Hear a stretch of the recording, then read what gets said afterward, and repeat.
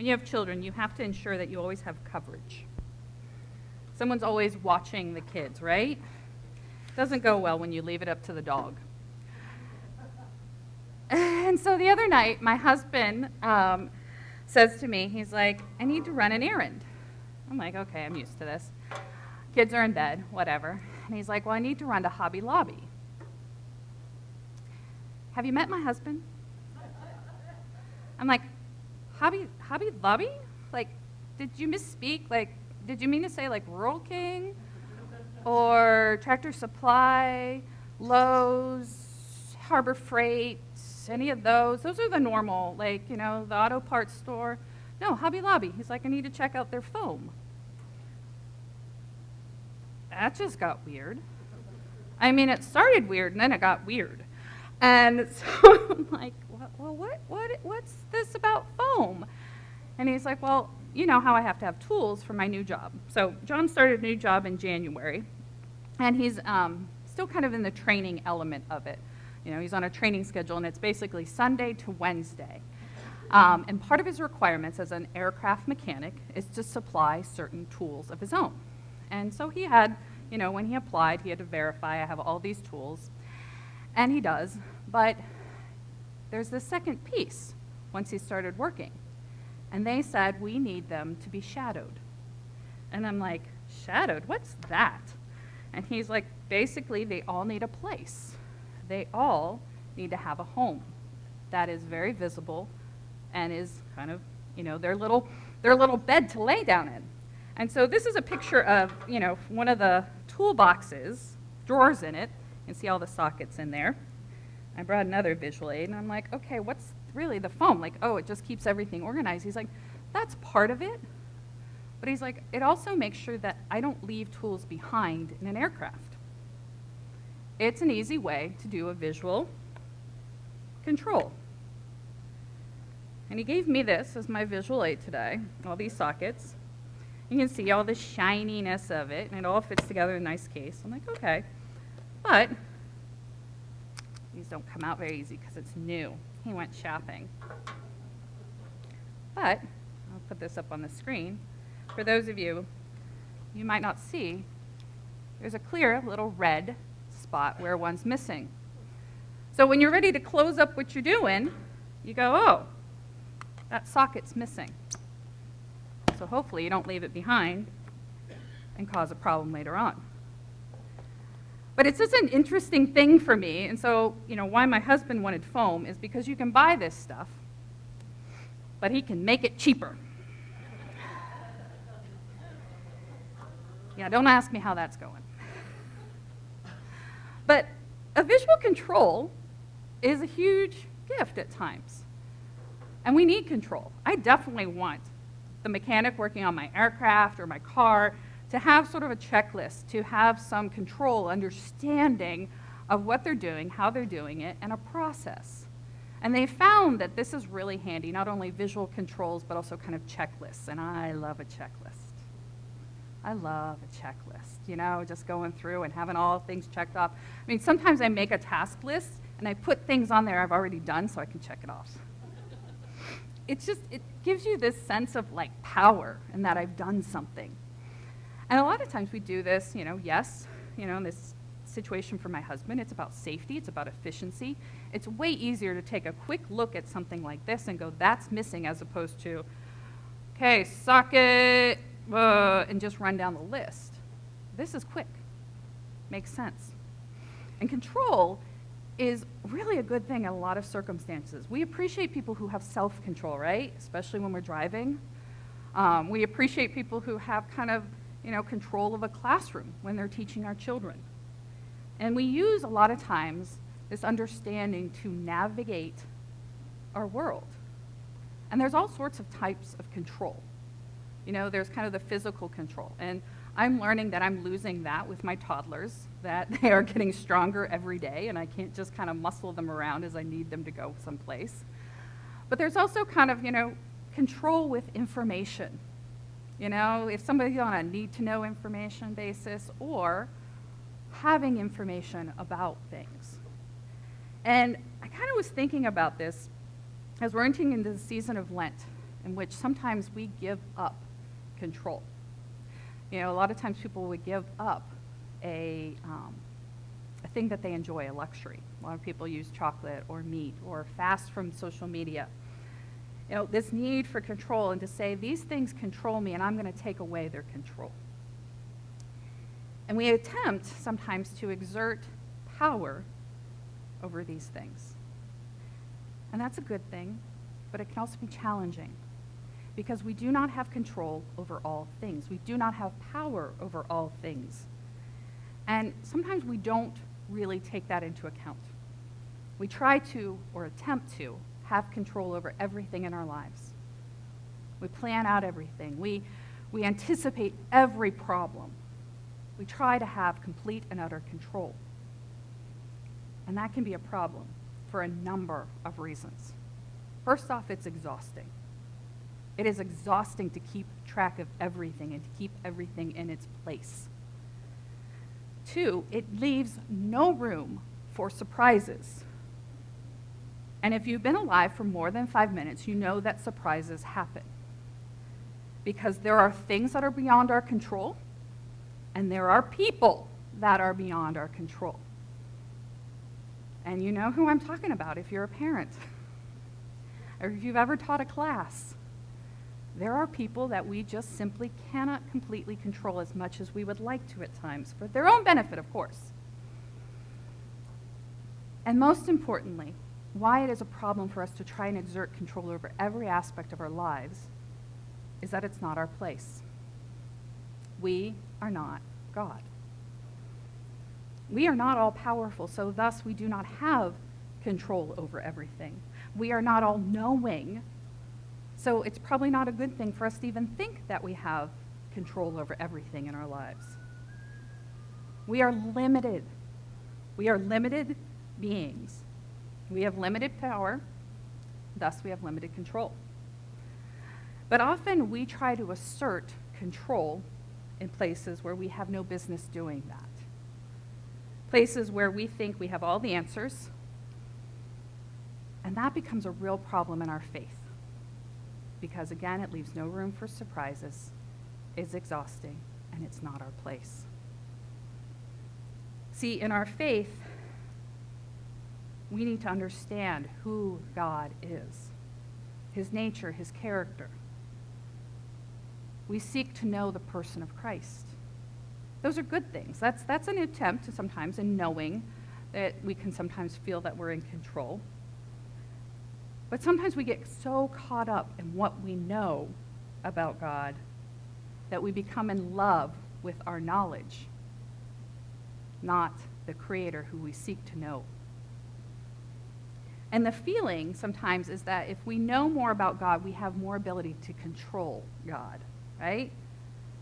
If I have all the secrets, this is why people dig into Revelation. They dig into it like, oh, I will have all the answers. I will know when the end times are coming.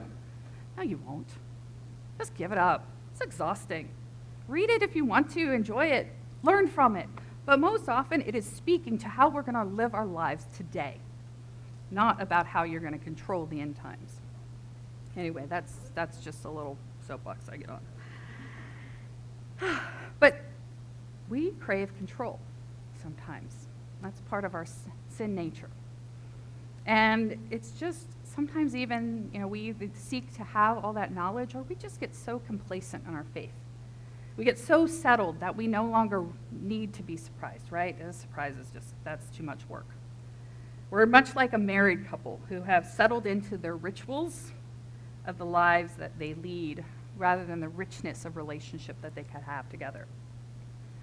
And I want us to dig today into a passage that comes to us from Matthew's Gospel. It's Matthew 17, verses 1 through 8. If you have your Bible with you, if you have it on your phone, on an app, or with you today, I invite you to turn there. I'm going to read it for us as we kind of walk through it.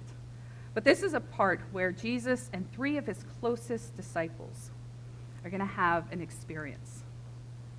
And it's a passage that shows us what it is to be surprised by the power, the love, and the beauty of God.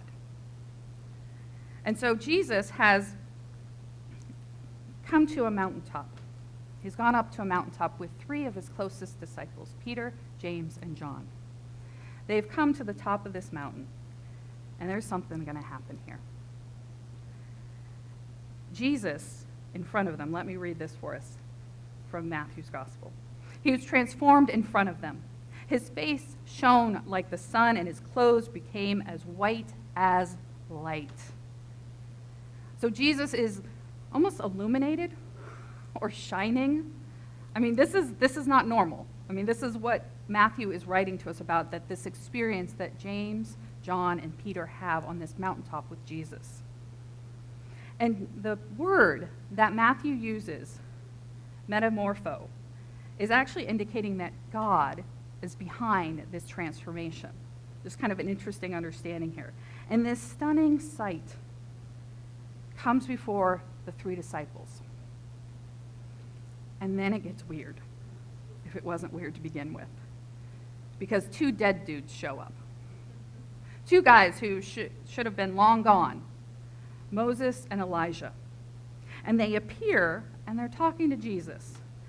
And so you can imagine just the disciples are going, what is going on? Like, Jesus is lit up like a lightning bug, and Moses and Elijah, these titans of our faith, these guys who have been gone for centuries, are in front of us. They were both prophets. They were leaders in the faith, described in great detail in the Old Testament. Moses was the one who God used to rescue the children of Israel from slavery in Egypt. He is the one that God used to then give them the law. Elijah is this great prophet who is said to come again before the Messiah. So they've been looking for Elijah. So these 2 giants of the Hebrew faith are standing there with Jesus. And the interesting thing is that both Moses and Elijah had these moments with God on mountaintops in their own lives, where they saw the glory of God on a mountaintop. So there's this interesting point that Matthew is highlighting for us. And it's much like the glory that Peter, John, and James are now seeing. And so I want you to hear Peter's response to all of this. Peter reacted to all of this by saying to Jesus, Lord, it's good that we're here. We're the first to see this. If you want, I will make 3 shrines. 1 for you, 1 for Moses, and 1 for Elijah. I'm going to build you each a little motel. No, sorry, got a little pokey there. But Peter's response to this event, though, to this miracle in many ways, is to build 3 shrines or shelters for what's happening. And it's the same word that is used for the word tabernacle. And now the tabernacle, I have a picture of it, that an artist has rendered of it, was this tent that it was actually a place that the Israelites carried with them through the wilderness. And they would set it up whenever they would have camp. And it was a place where, the Ark of the Covenant was held, but it was also a place of worship. It was symbolic of God's very presence with the people when they were encamped. And so this becomes their center of worship for the nomadic tribes when they're out in the wilderness during Moses' time. So it's interesting that Peter wants to build them each a tabernacle, much like the tabernacle that was in the wilderness. And what this always symbolized was God dwelling with the people, God's presence with them. And so Peter wants to do something, I think, that's well-intentioned in many ways. He wants to make some memorial fitting to them. He wants to capture this moment. We do this with our cameras. We do this with our phones all the time. We want to capture a moment so that we can always go back to it, so that we can always hold to it. Sometimes we do this with memories, and we retell them again and again. We do this in our families. We tell the stories that we love to retell. The mountaintop experience that happens. We want to relive it. We want to live in it in many ways. And sometimes I think we may just want to kind of contain that feeling of awe and wonder and control it. Now, Peter says this. Peter is saying this, hey, let me build you guys, 3 tents. A bright cloud appears and overshadowed them. So this story is getting even weirder as we go along, right? A bright cloud appears, which is an echo of the way that God appeared at different times, particularly as it's described in the book of Exodus, which is the story of Moses taking the Israelites out of Egypt and through the wilderness. It's reminiscent of when God's presence appeared to Moses on Sinai mountain. It's how God's glory filled that tabernacle. It's how the cloud of God's presence led the Israelites through the wilderness. Interesting that this cloud now appears again. See, one of the things that our gospel authors do for us when they are telling us Jesus' story is that they are also, they're recounting from eyewitness memories, but they're also using specific words and images to tell the story and to point to other stories, to show the echoes of what's going on. Echoes of previous stories that are told in the Bible, to help us understand the interconnectedness of God's story and how it branches and how it flows over the whole of the biblical collection.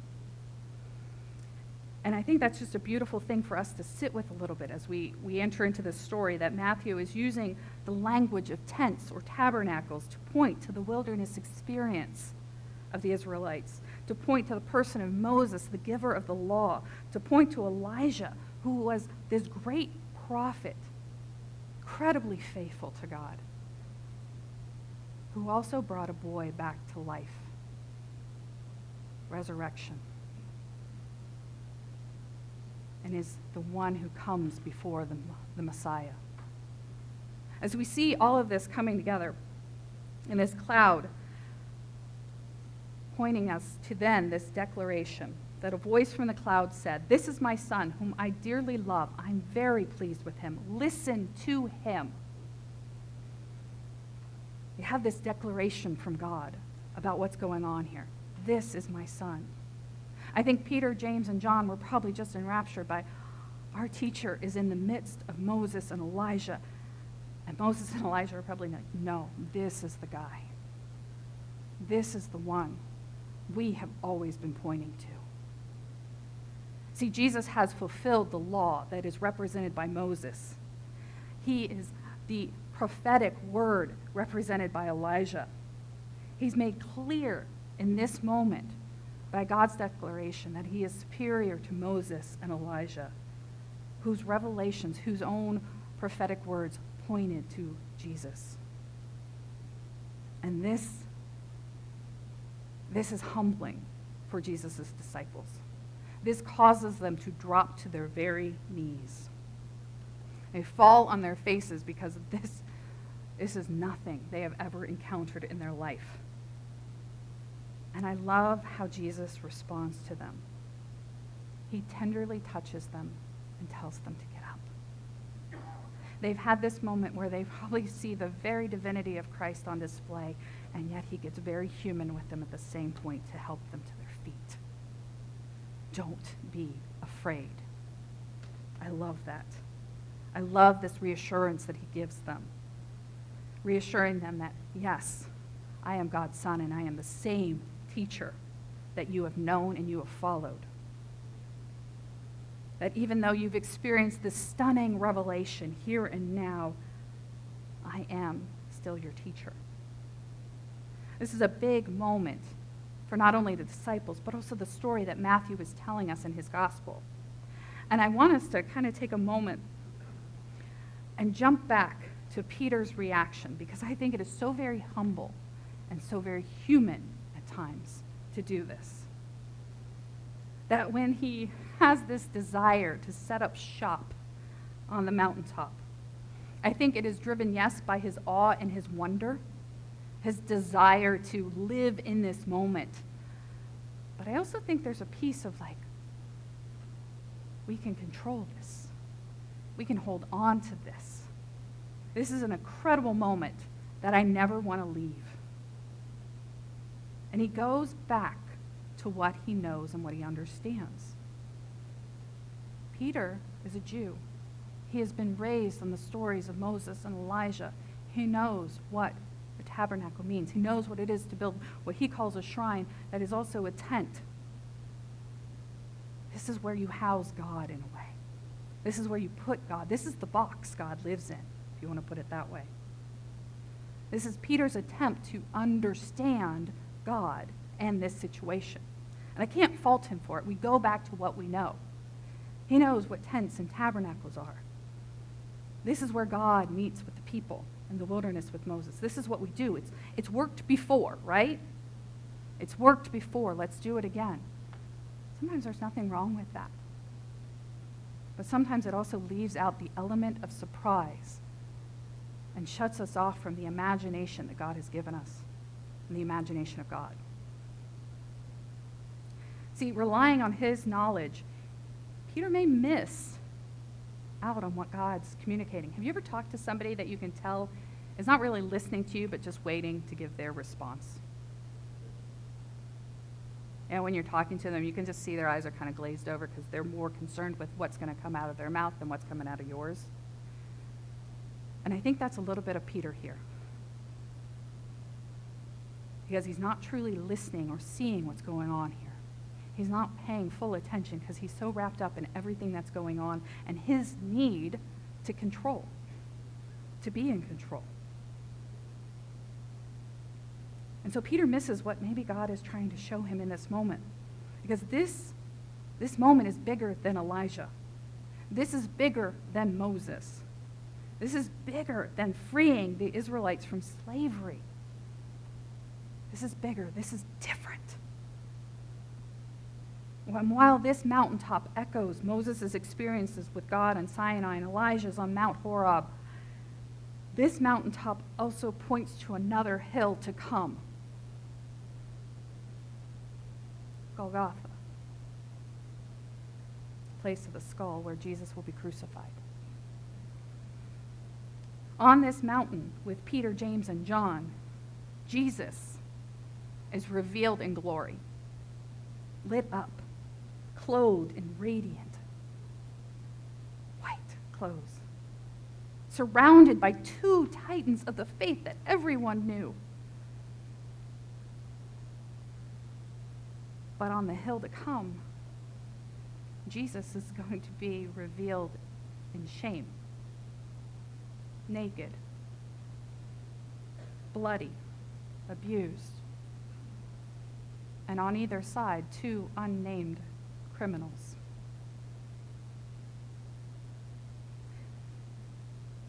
These are two different scenes that echo each other. And we need them both to see the glory in the cross and to see the cross in glory. To be surprised by the mountaintop in both. To be surprised by the unexpected power, love, and beauty of God, regardless of whatever mountain you're on with them. Especially if it is not what we expected or what we know or have experienced. Sometimes the biggest thing in our faith is, are we willing to trust God?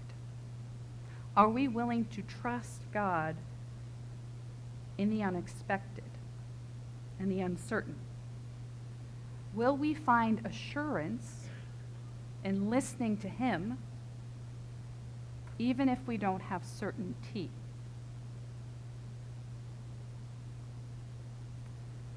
This is what we're invited into as followers of Christ and as the community of Christ. As Church in the Mall, we have been on a wild journey together. We are an unconventional church in an unusual location for a church. There have been surprises and there have been setbacks. There have been mountaintops of both kinds at times. And today we're going to have an opportunity to talk about where we believe God is leading us in our next season. And in this, we want to listen. We want to listen to each other, knowing individually we don't have all the answers. It's giving up a little bit of control. But I believe when we listen to each other, really listen, we together have a better understanding of what it is to follow Jesus in this wild and precious life that we've been given. And it always starts with God's words.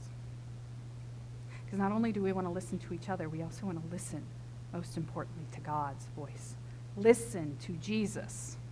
Those are God's words spoken over him. This is my son. Listen to him. Listen to his words. Listen to his actions. See who he is and who he is in your life, the person of Christ. Listen to those words and listen to his very spirit that whispers to you. Allow yourselves to be open to his leading. Allow yourselves to be surprised by the power, love, and beauty of God. Even if it looks different than what you know or what you fully understand. This is hard for us. Because sometimes I think we feel like we're discarding what has come before. We're dismissing our history, when in fact we're building on it. There has been a lot of good work done here, and we want to build on it, not tear it down. But at the same time, some things may end so that new beginnings can come. That's how things work. That's how life works. And in all of it, we can be surprised by the power, the beauty, and love of God. That even when we don't fully know or fully understand, we can trust in him. And to find the glory in the cross, and the cross in glory. Amen.